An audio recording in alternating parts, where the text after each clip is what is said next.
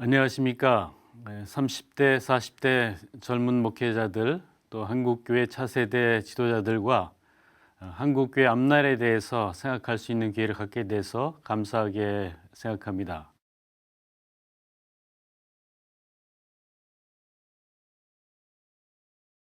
여러분 아시는 것처럼 한국교회 앞날은 결코 밝지가 않습니다. 선교 137년 만에 한국 사회에서 가장 지배적인 종교 인구를 가장 많이 갖고 있는 종교가 되었습니다만, 반면에 사회적인 신뢰도 추락했고 코로나19의 영향 때문에 주일 예배가 비대면 예배로 진행되면서 어려움을 겪고 있습니다. 한국교회 자체 안에 갖고 있는 문제도 만만치 않습니다. 사회가 부익부 빈익빈으로 쏠리는 것처럼 한국교회도 내부의 쏠림 현상이 굉장히 심해졌습니다. 이런 여러 가지 과제를 생각하면서 장기적으로 한국교회가 어떻게 연합운동을 감당해야 할지 함께 생각해 보도록 하겠습니다. 여러분, 연합운동에 대해서 어떻게 생각하십니까? 피부에 와 닿지 않는 것이 사실이죠. 아무래도 주일날 예배 드리고 교회에서 선교, 교육, 봉사, 친교 활동하는 일에 중심이 되어 있기 때문에 연합운동하면 아무래도 한 발 멀리 떨어져 있다고 여길 수 있습니다. 하지만 연합운동은 생각보다 우리 가까이에 있습니다. 예를 들면 이런 것입니다. 우리 한국의 장로교회는 모두 생일이 같습니다. 1912년 9월 1일 날 평양신학교에서 창립 예배를 드리고 조선예수교 장로회가 창립됐습니다. 한국의 모든 장로교회들은 1912년 9월 1일 모두 같은 날을 생일로 삼고 있습니다. 그날 평양신학교에서 예배를 드릴 때 상황은 어땠습니까? 아시는 것처럼 한 교단을 새로 창립한다는 것은 감격적인 일입니다. 하지만 나라는 일제에 의해서 식민지가 되었습니다. 일제 식민지가 얼마나 간악한지 식민지 지배받은 지 2년밖에 안 됐습니다만 그해 식민의 사건도 났고 1907년 5년 의병전쟁이 완전히 괴멸 상태에 들어가서 나라의 독립을 다시 찾을 수 있는 희망이 사라졌습니다. 형식적인 식민지가 아니라 이제는 우리 힘으로 독립을 쟁취할 수 있는 길이 막혔구나 할 만큼 어둠이 덮였습니다. 그러나 하나님의 은혜로 우리는 교회를 새로 세우게 되었고 교회는 독립을 하게 된 것입니다. 그런데 여러분, 더 감사한 것은 그날 예배를 드리면서 첫 회무 시간에 하나님께서 우리에게 특별한 선물을 주셨는데, 현재는 세계 개혁교회 커뮤니언이라는 이름을 갖고 있는 세계 장로교 연합회에서 축하 공안을 보낸 것입니다. 나라는 식민지가 되어서 국권을 상실했지만 교회는 하나님의 은혜 가운데 독립해서 세계 장로교회 청년합회가 독립을 축하하는 서신을 보냈고, 축하 서신을 받아서 함께 읽으면서 창립을 기념했다는 사실이 얼마나 감격적이었겠습니까? 세계 교회가 서로 장로교회들 간에 서로 교통을 하고 겨루 격려하면서 서로 새로 창립되는 교회를 축하하는 그 편지가 한 장의 편지였습니다만, 그 한 장의 편지가 주는 감격은 굉장히 컸을 것입니다. 뿐만 아닙니다. 나라는 일본의 식민지가 되었는데 일본 교회가 조선 장로교회 총회의 창립을 축하하면서 축하 사절을 보냈습니다. 평신도 법학 박사가 강단에 올라가서 장로이지만 일본 교회를 대신해서 축하하는 인사말을 했습니다. 우리나라 사람이 올라가서 통역하면서 축하하는 그 사람도 진실로 축하를 했고, 번역하는 분도 통역하는 분도 감사한 마음으로 통역을 했습니다. 여러분, 그렇습니다. 교회와 교회가 연합하고 교단과 교단이 협력하는 것은 생각보다 우리 삶 속에 가까이 와 있습니다. 우리가 한 발 멀리 생각하는 연합운동이 아니라 우리의 삶 속에 가까이 와 있다는 사실을 생각하면서 이 연합운동의 현실을 한번 짚어보면 좋겠습니다. 여러분, 한국교회가 본격적인 연합운동을 조직해서 시작한 것은 1924년입니다. 그해 장로교회와 감리교회가 협력해서 장감연합회, 오늘의 한국기독교 교회협의회 모체가 되는 단체를 창립했습니다.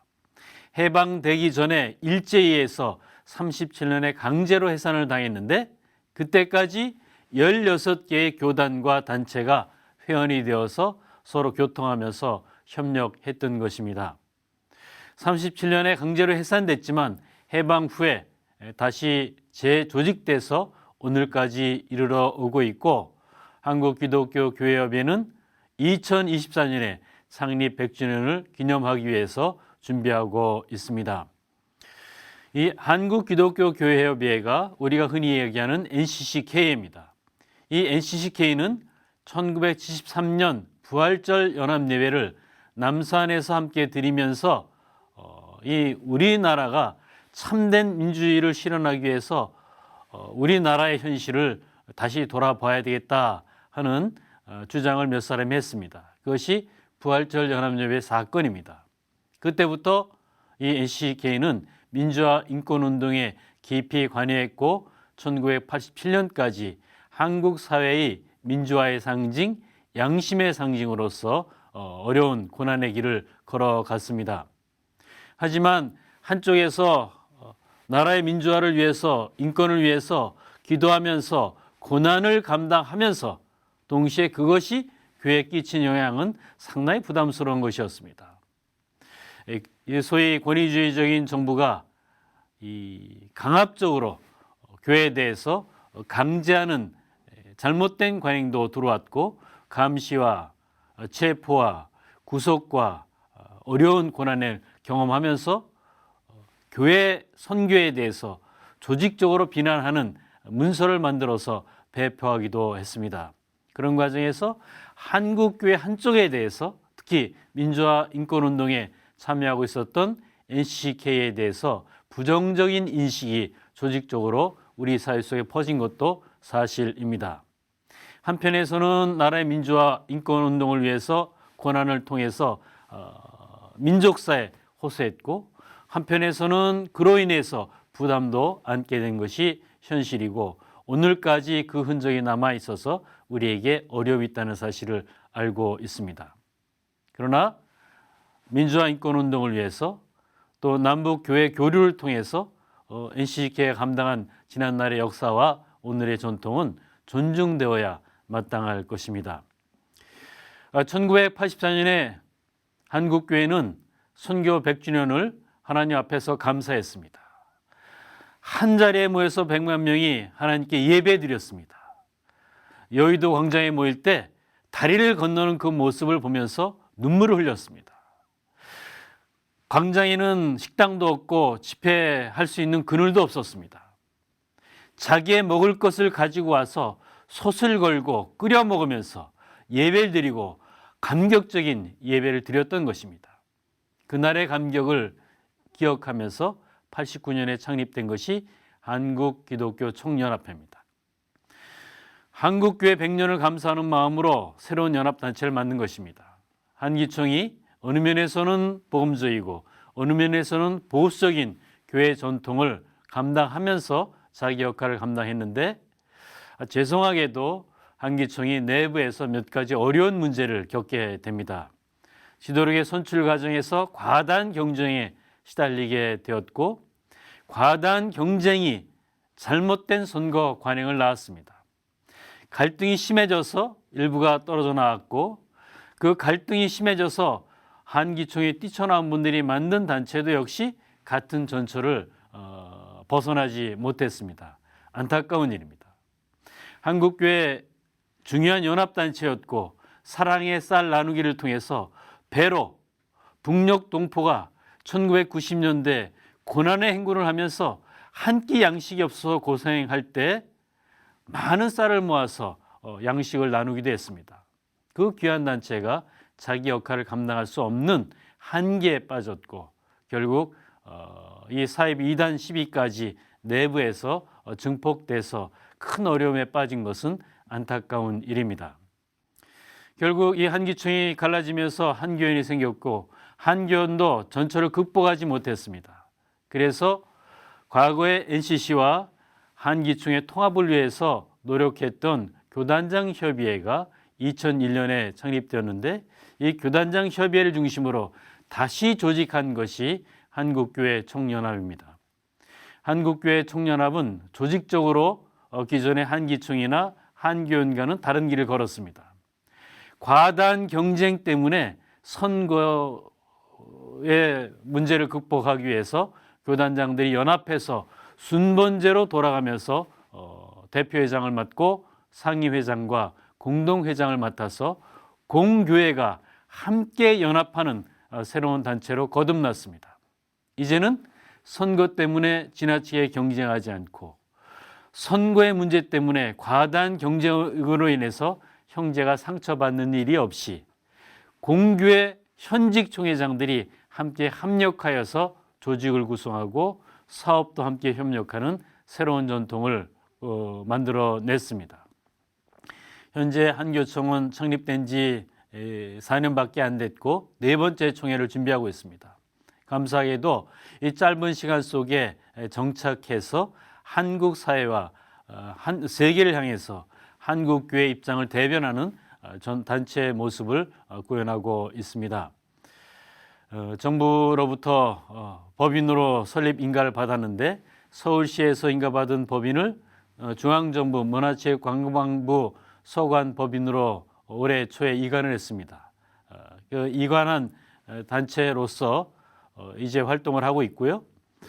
동시에 최근에 코로나19 속에서 교회가 예배 드리는 문제 때문에 고통을 겪을 때 정부와 협의를 해서 주일 예배를 성수할 수 있는 공간을 확보하기 위해서 상당히 어떤 면에서는 정부에 대해서 항의하고 예배 드릴 수 있도록 예배 권리를 보장하라고 하는 요청을 과감하게 하면서 공간을 만들어내는 성과를 올렸습니다. 한편에서는 최근에 한국교회가 내적으로 갈등을 겪고 있는 이 동성애 문제라든지 차별금지법 문제에 대해서 정부와 관계 단체 또 관계 정당에 한국교회 목소리를 전달하고 수용하도록 노력을 하고 있습니다. 기대하기는 앞으로 계속해서 연합단체가 한국교회 입장에서 한국교회 7만여 교회가 예배를 정성껏 드릴 수 있도록 울타리가 되고 그 7만여 교회가 선교 활동을 할 수 있도록 플랫폼을 제공하고 또 7만여 교회가 계속해서 친교하며 교육을 할 수 있도록 장을 제공하는 그런 역할을 감당하는 연합단체가 되기를 기대하고 있습니다. 여러분, 세계교회를 한번 눈을 돌려보십시다. 아시는 것처럼 종교개혁 500년을 저희가 축하한 지 몇 년 되었습니다. 하지만 지난 5년, 500년 동안 세계교회를 섬겨왔던 독일 루터교회나 또 루터교회를 비롯한 서구 유럽과 미국의 교회가 굉장히 약화되었습니다. 교세 감소가 굉장히 심각합니다. 1970년대 초부터 교세 감소가 시작되었습니다. 10년에 절반씩 줄었습니다. 1년에 5%, 10년에 50%, 10년에 절반 줄고 20년에 4분의 1이 되고 30년에 8분의 1이 되는 속도로 줄었습니다. 그 기간 동안에 우리 한국교회는 반대로 성장했습니다. 70년대 초에 성장을 시작해서 70년대 2배, 80년대 또 2배에서 4배, 90년대 또 다시 비슷한 비율로 성장해서 2000년까지 성장을 했습니다. 한국교회가 성장하는 그 기간에 같은 비율로 서구교회와 미국교회가 줄어들어서 지금은 전성기 때 교인의 약 10분의 1 정도에 불과한 교인만 매주일 예배 드리는 보험주의적인 기독교인으로서의 삶을 살고 있습니다. 예를 들면 영국 국내에 살고 있는 이슬람 교인의 수가 매주일 예배 드리는 복음적인 기독교인의 수보다 많습니다. 결국은 런던의 시장이 이슬람계 계통의 영국인이 선출되는 데까지 이르렀습니다. 영국만이 아니고 영국 내에 있는 기초 자치단체의 장의 약 15분의 1 정도가 이 타종교 배경을 갖고 있는 사람들이 장으로 선출되었습니다. 영국은 어떤 면에서는 굉장히 세속화된 사회, 이 멀티 릴리저스 소사이어티가 돼서 상당히 변화된 모습을 보고 있습니다. 이런 변화의 이유에 대해서 여러 가지 원인을 찾는 사람들이 있습니다만 이 사회적인 변화로부터 오는 외부의 충격이 가장 큰 문제였다는 것이 일반적인 이해입니다. 사회가 경제적으로 발전하면서 저출산 현상, 경제적으로 넉넉해지면서 노령화되고 다문화 사회가 되고 세속화되었습니다. 이런 저출산, 노령화, 다문화와 세속화 경향 속에서 교회가 자기 동력을 상실하고 서서히 교인들을 상실해 가면서 나타난 결과입니다. 그런데 안타깝게도 1998년 IMF 이후에 한국 사회도 1970년대 초에 서구 교회가 걸어갔던 그 길을 같이 걷고 있습니다. IMF 이후 2000년부터 저출산이 시작되는데 출산율이 감소되는 것이 단 한 해도 빠짐없이 작년까지 20년 동안 계속해서 출산율이 줄어들었습니다. 드디어 2020년 올해는 성인 여성 1인이 한 명의 자녀를 출산하지 않는 제로 포인트 출산율을 기록하는 데까지 이르렀습니다. 노령화되고 있죠. 해외 이주민의 수가 늘어나고 있죠. 사회는 세속화되고 있습니다. 같은 트랙에 들어간 것입니다. 그래서 2020년부터 한국교회 주요 교단의 모든 교단의 소속 교인이 감소하는 현상을 저희들이 목격하고 있습니다. 저희 대한예수교장로회 제가 소속된 통합측교회는 2010년 285만 교인을 피크로 올해 250만까지 10년 동안 35만 명이 줄었습니다. 죄송하지만 다른 형제 교단들의 형편도 저희와 다르지 않고 오히려 훨씬 더 어려운 처지에 있는 형제 교단도 있습니다. 다 같이 겪고 있는 문제이기 때문에 다 같이 힘을 모아서 새로운 부흥을 위해서 노력하고 하나님께 기도해야 되겠다 하는 현실을 여러분께 말씀드립니다. 하나 더 말씀드릴 것은 한국교회만이 아닙니다. 같은 현상이 동아시아 모든 교회가 같이 겪고 있습니다. 제일 먼저 겪었던 것이 일본 교회이고 죄송하게도 중국의 서해안 벨트 교회도 굉장히 빠른 속도로 성장했습니다만 중국의 서해안 벨트가 GNP가 한국과 같은 정도를 기록하는 오늘 현실에 다 같이 어려움을 겪고 있습니다. 대한민국, 일본, 북경, 상하이, 난징, 베이징, 홍콩, 자카르타 모두 같습니다. 이 동아시아 일대 교회가 1970년대, 80년대, 90년대 서구 교회가 겪었던 어려움을 같이 겪고 있습니다. 동아시아 사회가 저출산, 고령화, 세속화, 다문화되면서 교회도 역시 같은 어려움을 겪고 있습니다. 그러나 감사하게도 동아시아 교회들은 체질적으로 선교적인 교회입니다. 체질적으로 전도에 열심입니다. 체질적으로 예배 드리는 것을 목숨 걸고 예배 드리는 것으로 알고 있습니다. 그런 아름다운 신앙의 전통 때문에 속도가 더딜 뿐이지 같은 트랙 속에 들어있다 하는 것을 여러분 기억해 주시면 고맙겠습니다. 이런 문제, 공동으로 한국교회가 안고 있는 문제를 같이 고민하면서 해결하기 위해서 노력하는 것이 연합운동의 첫 번째 과제입니다. 어떻게 하면 우리가 함께 예배드릴 수 있을까? 어떻게 하면 함께 우리의 다음 세대를 예배자로 키울 수 있을까? 예배드린 감격을 사회 속에서 선교로 전할 수 있을까? 어떻게 하면 복음을 알지 못하는 우리의 이웃을 예배 자리로 불러올 수 있을까? 이것이 연합운동의 최대의 과제입니다.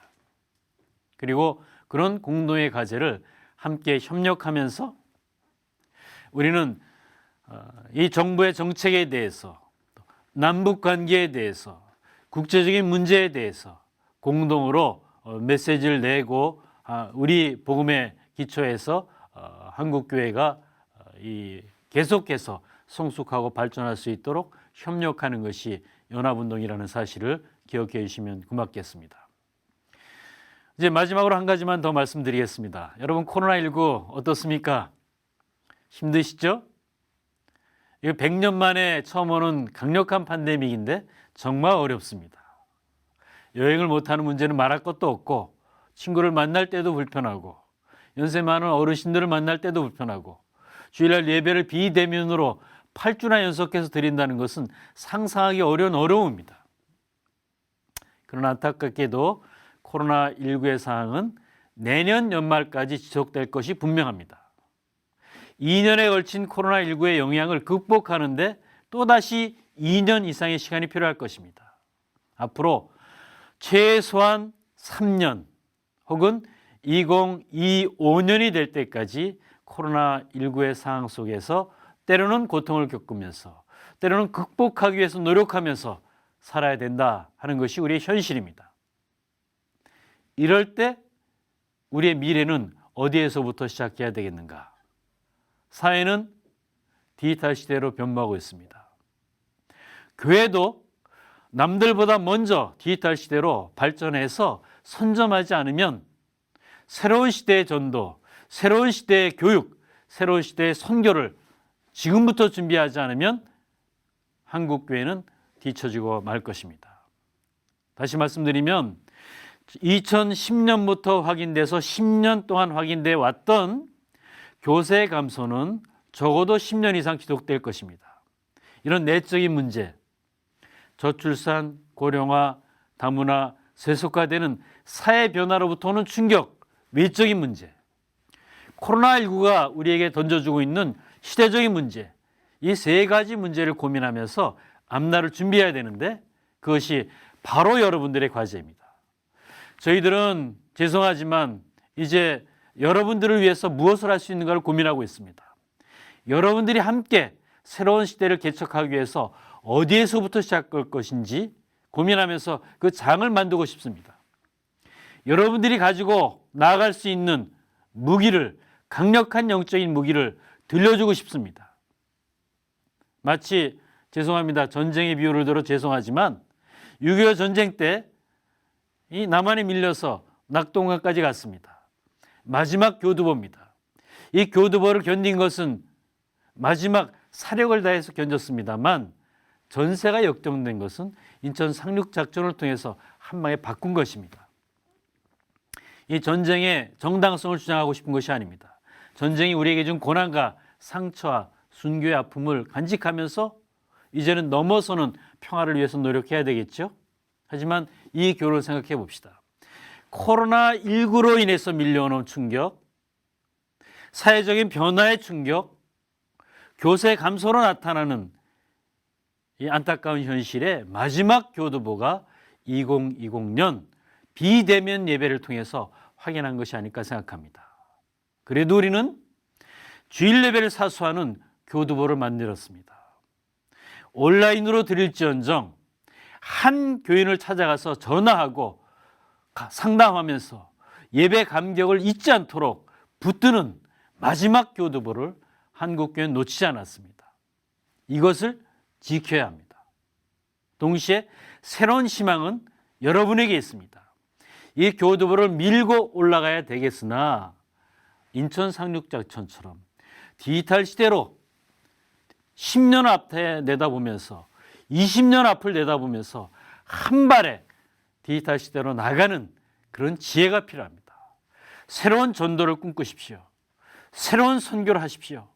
다음 세대를 위해서 새로운 모델을 만드십시오. 기존의 모델을 잊으십시오. 버리십시오. 희망이 없습니다. 반복하면 망합니다. 바꾸면 살 수 있습니다. 그런 희망을 만들어내는 모임을 이 한교총이 30대, 40대 젊은 여러분들과 함께 만들어보고 싶은 것입니다. 죄송하지만 힘들지만 다시 한번 모여봅시다. 새로운 시대를 위해서 디지털 아카이브스를 만들고 한국교회 정보센터를 만들고 플랫폼을 만들어서 모든 교회가 자유롭게 다음 세대를 위한 교육 자료를, 디지털 교육 자료를, 동영상을 나눌 수 있는 공간을 만들어 봅시다. 선교지에서 철수하는 선교사들의 아픔을 끌어안고 다시 일어서는 선교를 위해서 새로운 길을 찾아봅시다. 코로나19로 고통당하는 그들 곁에서 끝까지 포기하지 않고 남아서 함께 고통 겪으면서 남아있었던 그 선교사님들의 정성의 눈물을 다시 한번 받아들입시다. 그런 새로운 힘을 만들어내서 20년 뒤, 30년 뒤, 50년 뒤 한국교회가 민족의 새로운 희망이 되는 새로운 길을 만들어 가기를 바랍니다. 오늘 모이는 이 모임은 이런 길을 위한 초대입니다. 이 길은 여러분의 길이고 여러분이 개척해 가야 할 길입니다. 저희는 그 길을 뒷받침하고 싶습니다. 여러분이 갈 수 있도록 양탄자 깔린 길이 아니라 가시덤불의 길을 헤쳐가면서 새로운 길을 여러분이 만들어갈 때 두 손이 피투성이가 되도록 노력할 때 그 길을 쉬지 않고 뒷받침하면서 함께 가는 저희들이 되겠습니다. 어려운 길이지만 그것 외에는 희망을 만들 수가 없습니다. 반복하지 않고 고난을 무릅쓰고 새로운 길을 걸어가서 복음의 영광을 하나님께 드리는 한민족 앞에 한국교회가 새로운 희망이 되어서 일어서는 그날이 되기를 바랍니다. 여러분, 한국교회는 한국민족이 전쟁의 고통 속에서 시달릴 때 선교를 했습니다. 한국교회는 1884년 선교를 시작했는데 그 몇 년 뒤, 10년 뒤 1894년 청일전쟁이 일어났습니다. 1905년 러일전쟁이 일어났습니다. 의병전쟁이 시작돼서 7년 동안 싸웠지만 그것은 자존심을 위한 싸움이었습니다. 이길 수 없는 싸움이었습니다. 그리고 만주사변, 중일전쟁, 태평양전쟁, 6.25 전쟁까지 7번의 국제전쟁 속에서 60년 동안 한민족이 고통을 겪을 때 한국교회는 생명의 터전이 되어서 영생의 길로 우리 민족을 인도했던 것입니다. 고난을 겪는 민족과 함께 고난을 겪으면서 죽음의 터널 속에서 영생의 불이 꺼지지 않도록 붙들고 포기하지 않고 고난을 겪으며 걸어간 그 길을 하나님께서 축복하시고 부흥을 허락하셨던 것입니다.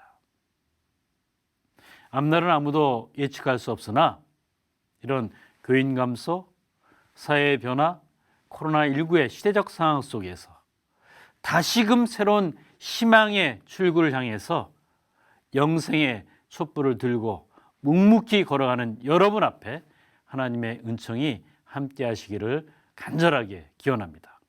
감사합니다.